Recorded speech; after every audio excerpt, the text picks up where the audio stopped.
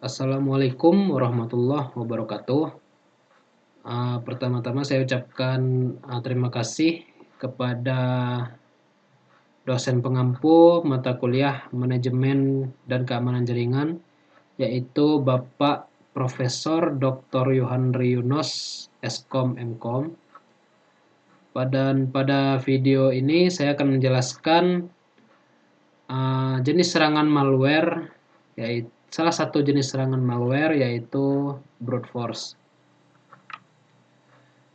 Pertama, kita akan masuk pada sejarah dari brute force. Brute force ini sendiri adalah sebuah teknik mencoba semua kemungkinan untuk memecahkan kode atau menemukan solusi yang awalnya digunakan dalam kriptografi klasik.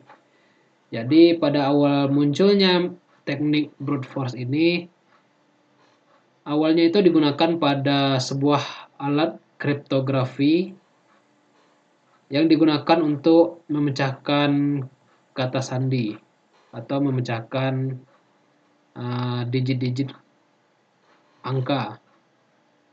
Lalu asal-usul dari brute force ini muncul dari teknik brute strength atau kekuatan kasar untuk memecahkan suatu permasalahan. Metode ini hanya bergantung pada mencoba setiap kemungkinan kombinasi secara sistematis hingga menemukan solusi yang benar. Teknik ini menekankan pada kekuatan pemrosesan komputer atau pengulangan manual untuk mencapai hasil, tanpa mengandalkan informasi tambahan seperti pola ataupun data pendukung lainnya. Lalu, perkembangannya ini awalnya pada era prakomputer, mereka hanya mengandalkan manusia untuk mencoba kombinasi secara manual. Jadi pada pemrosesannya dengan menggunakan mesin awalnya digunakan dalam kriptografi klasik, mereka akan memecahkan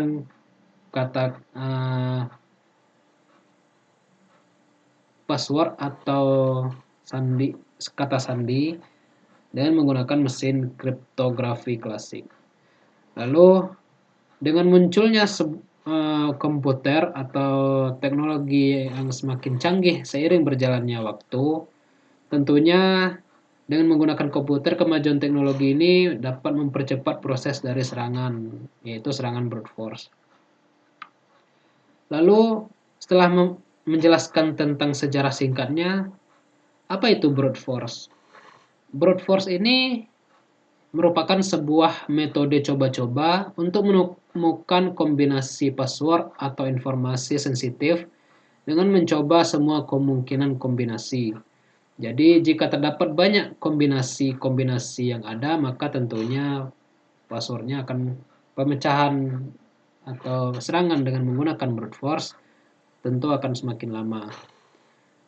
Lalu apa tujuannya menggunakan brute force? Tentunya untuk dapat mengakses secara ilegal ke dalam sebuah sistem ataupun sebuah akun.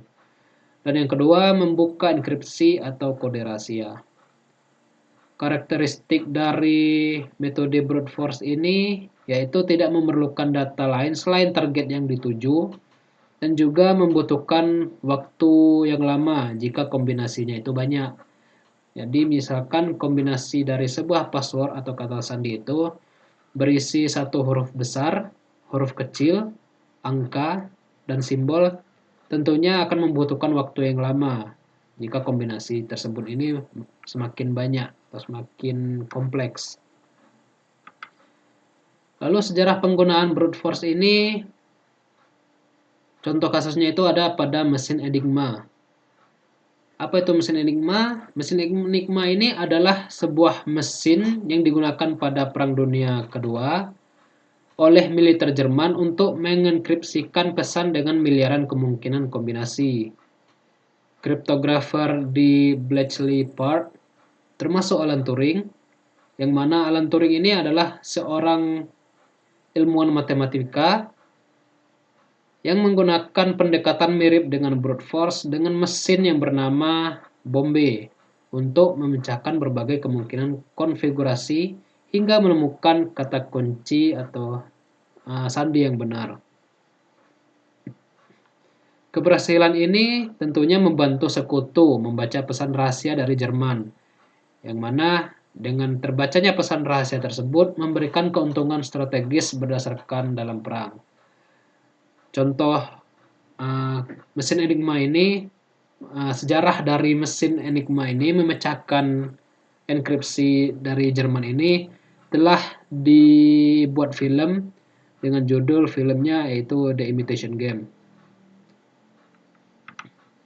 Lalu apa-apa saja jenis serangan dari brute force ini?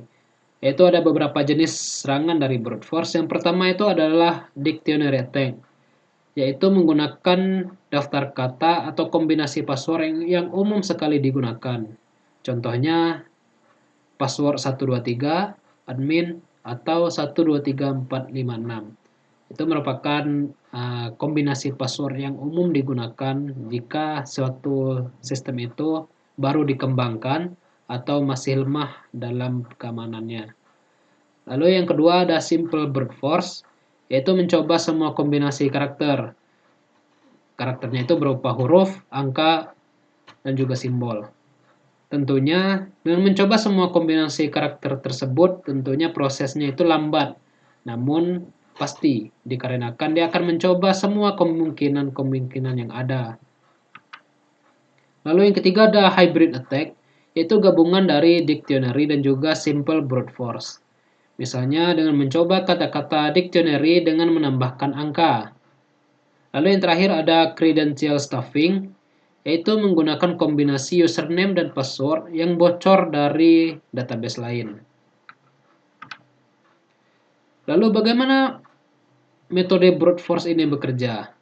Tentunya terdapat beberapa tahapan-tahapan, yaitu pertama tentunya mengidentifikasi target. Jika target tidak ditemukan, maka untuk apa dilakukan proses brute force ini? Setelah mengetahui target yang akan dituju, tahap selanjutnya itu mengumpulkan informasi. Namun pada tahap mengumpulkan informasi ini merupakan tahapan opsional dikarenakan attacker hanya harus mengetahui target yang akan dituju dan tidak memerlukan informasi yang lain. Setelah itu dia akan menyiapkan suatu kombinasi, baik itu kombinasinya secara manual maupun secara otomatis. Jika secara manual tentunya berdasarkan dengan tebakan-tebakan sederhana. Jika secara otomatis tentunya dengan bantuan script ataupun dengan software. Setelah menyiapkan semua kombinasi yang ada, maka attacker tentunya akan mencoba semua kombinasi yang ada.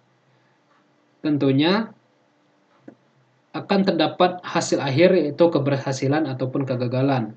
Jika berhasil maka attacker berhasil masuk ataupun berhasil membobol dari target yang dituju. Jika gagal, maka prosesnya akan diulang kembali sampai berhasil diterobos. Di sebelah kanan dari tahapan brute force terdapat sebuah gambar, yaitu key steps of a brute force attack. Yang pertama, attacker akan menyiapkan guess limit of username and password combination. Setelah itu dilakukan repeat login attempts until one is successful. Jadi dari kombinasi-kombinasi yang telah disiapkan pada awalnya, kemudian attacker akan melakukan repeat login. Artinya jika kombinasi yang pertama gagal, maka akan terus dilakukan dengan kombinasi selanjutnya. Kombinasi tersebut bisa jadi ratusan, ribuan, jutaan, bahkan sampai miliaran, tergantung dari password yang digunakan. Semakin rumit password yang dituju, tentunya kombinasinya akan semakin banyak. Lalu apa kelebihan dari penggunaan brute force attack ini? Tentunya kelebihannya yaitu yang pertama sederhana dan juga universal. Tidak memerlukan pengetahuan khusus tentang sistem target, hanya mencoba semua kemungkinan yang ada. Yang kedua, efektif pada sistem yang lemah. Dapat berhasil jika sistem target memiliki password pendek ataupun passwordnya itu lemah. Yang ketiga, dapat otomatisasi, mudah untuk diimplementasikan dengan menggunakan script ataupun dengan menggunakan alat otomatis.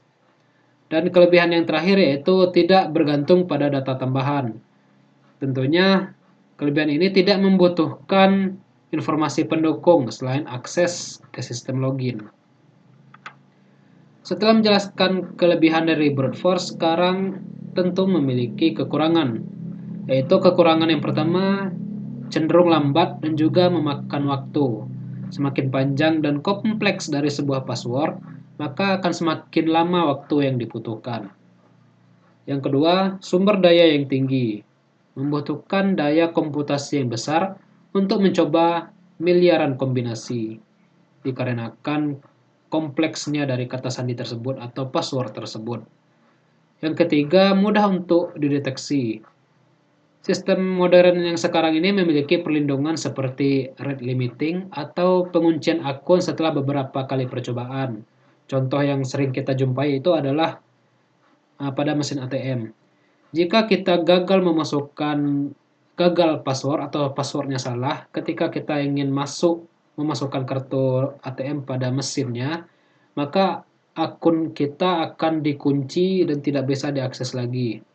Itu adalah salah satu kekurangan dari brute force jika digunakan pada mesin ATM. Lalu yang terakhir, tidak efektif jika sistem tersebut itu kuat. Sistem dengan algoritma hashing yang kuat ataupun dengan 2FA atau two-factor authentication hampir mustahil jika menggunakan metode brute force, hampir mustahil untuk ditembus. Lalu bagaimana mencegah serangan dari brute force ini? Yaitu yang pertama dengan menerapkan yang namanya CAPTCHA. Dengan menggunakan CAPTCHA, maka sistem akan memastikan bahwa pengguna yang mencoba masuk itu adalah manusia, bukan bot. Yang kedua, membatasi percobaan login. Mengunci akun setelah beberapa kali login gagal, seperti yang telah dijelaskan sebelumnya, yaitu pada mesin ATM. Lalu yang ketiga, passwordnya harus kuat. Kombinasi panjang dengan karakter unik akan membuat serangan brute force ini sulit untuk dilancarkan. Yang keempat, two-factor authentication, memberikan lapisan keamanan tambahan pada sistem. Yang kelima, ada enkripsi data, pastikan sistem menggunakan enkripsi yang kuat. Dan yang terakhir, pemantauan aktivitas dengan cara melacak percobaan login yang mencurigakan.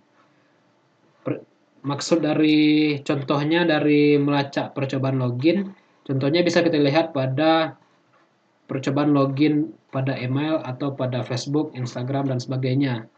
Jika terdapat percobaan login yang mencurigakan atau akun telah berhasil diterobos, maka akan muncul notifikasi percobaan login yang mencurigakan. Selanjutnya, masuk pada demonstrasi sederhana dari serangan brute force.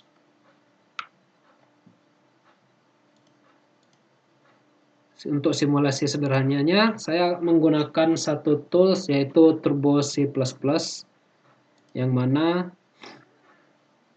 simulasi sederhana yang saya gunakan merupakan sebuah sistem yang dibuat dengan menggunakan bahasa C++. Baik, pertama saya akan membuka filenya terlebih dahulu.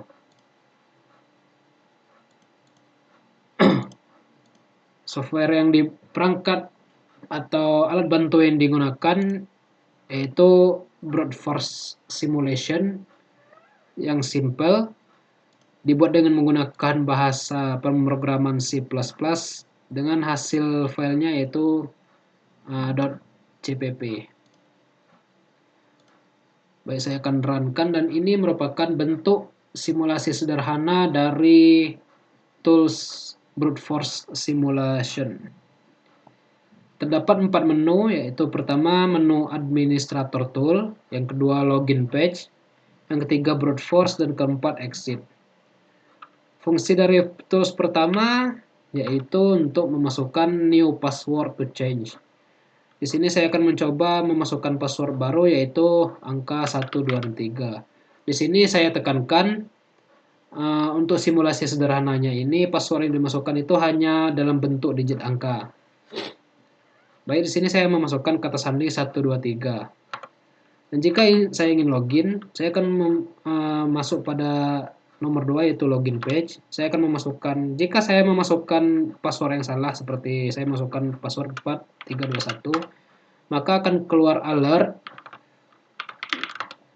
the password and username and password did not match. Artinya password salah. Jika passwordnya benar, maka tentunya step selanjutnya akan masuk pada dashboard dari sebuah sistem. Nah, di sini saya akan mencoba masukkan kata sandi baru yaitu 142. Nah, untuk simulasi sederhananya kita langsung masuk pada nomor 3 yaitu start brute force simulate.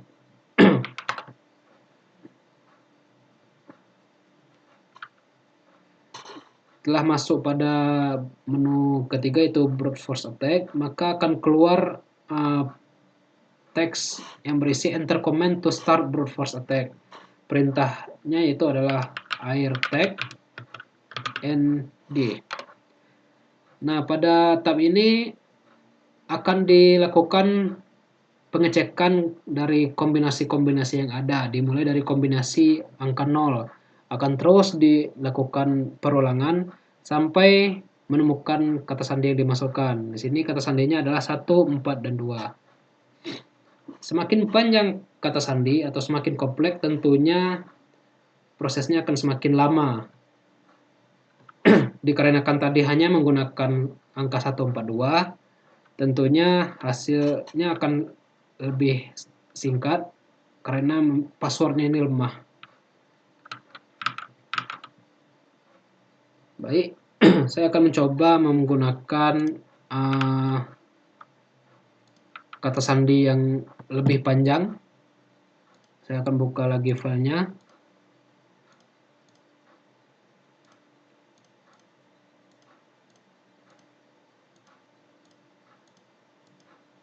Lalu saya akan run.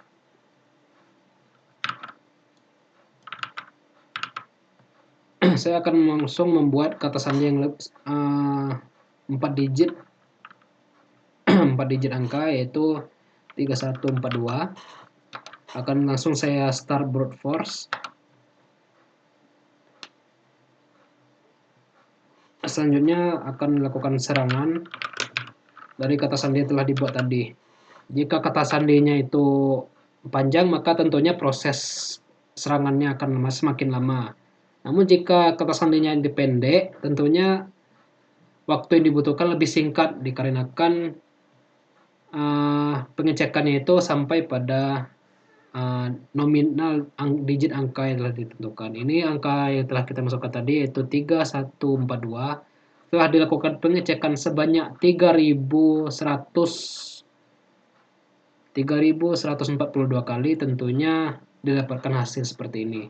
Jika lebih dari 4 digit, misalkan sampai angkanya sampai nominal 6 digit atau 7 digit ke atas, tentunya perhitungannya akan semakin lama lagi.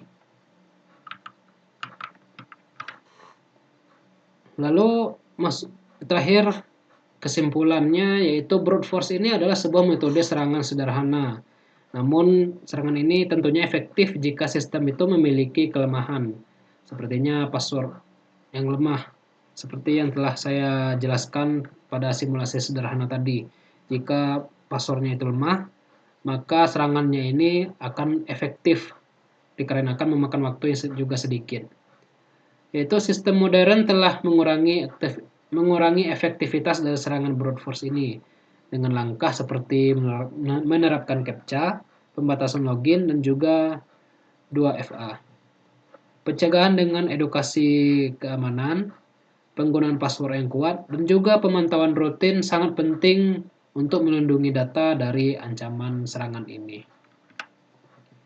Baik, mungkin hanya itu penjelasan singkat dengan simulasi sederhana dari serangan brute force ini.